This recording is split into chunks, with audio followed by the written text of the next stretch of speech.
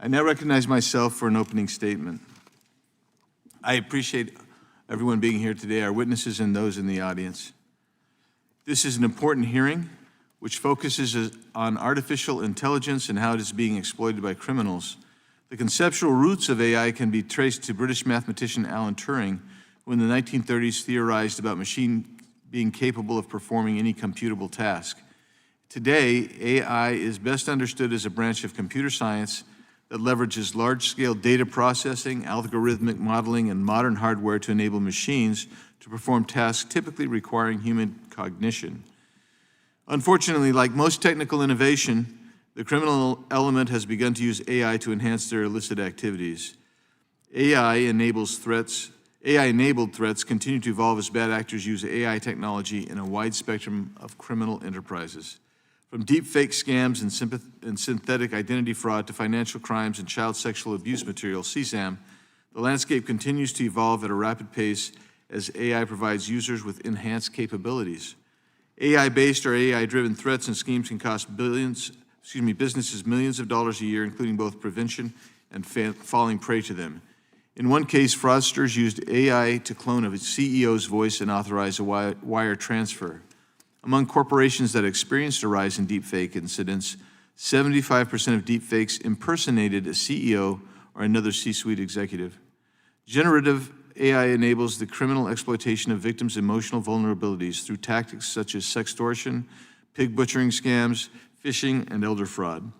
Senior citizens are increasingly targeted through voice phishing scams where an AI-generated replica of a grandchild or military officer claims to need urgent funds.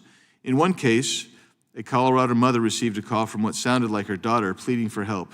The voice was AI-generated, cloned from a short online clip, and used to demand ransom.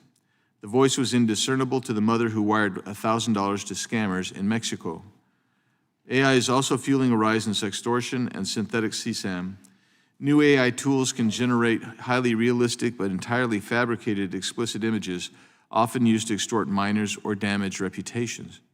Some sextortion scams exploit the trust associated with platforms like Apple's iMessage by impersonating classmates or romantic interests via recognizable blue bubble interfaces. Criminals now deploy apps like MUA to fabricate child abuse images at scale. Stanford University researchers have uncovered evidence that generative models were trained on real exploitative content. Terrorist groups now utilize AI to target, recruit, and indoctrinate vulnerable individuals. Generative AI provides a degree of separation, allowing actual terrorists to maintain anonymity in their public-facing recruiting practices.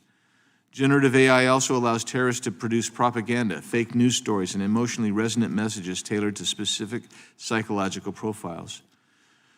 Reports of generative artificial intelligence enabled scams between May of 2024 and May of 2025 rose by 456%. The use of exploitative generative AI allows criminals to produce human-like text, code, images, and videos, allowing criminals to use the technology for further criminal activities such as creating more realistic phishing lures or generating deepfakes for extortion. On average, phishing attacks cost $4.9 million per breach. On the other hand, AI is increasingly integrated into police investigations, offering new tools and capabilities for law enforcement agencies amid the backdrop of rapidly expanding digital data sources and increasing demands on law enforcement agencies. AI provides a more adaptable and comprehensive approach to solving crimes compared to traditional methods, leveraging data analytics, machine learning, and pattern recognition to enhance investigations and assist with administrative tasks. This is also potentially a problem as well, as we seek to balance curbing AI with our civil rights.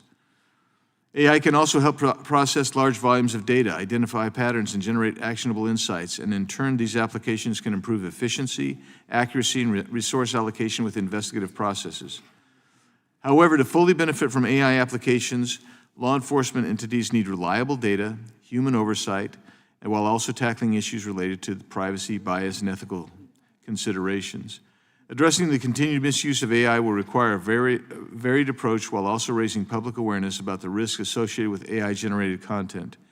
Law enforcement agencies must engage openly with community stakeholders, legal experts, and the public to communicate the intended uses, benefits and limitations of AI technologies, a collaborative effort to both prevent the misuse of AI while encouraging lawful application is required to effectively navigate this evolving landscape.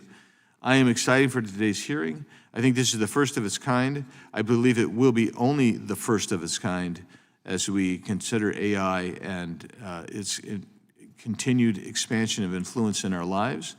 And I'm looking for a very substantive discussion I anticipate a substantive discussion that we're going to have today. And with that, I yield back and recognize now our ranking member, Ms. McBath, for her opening statement.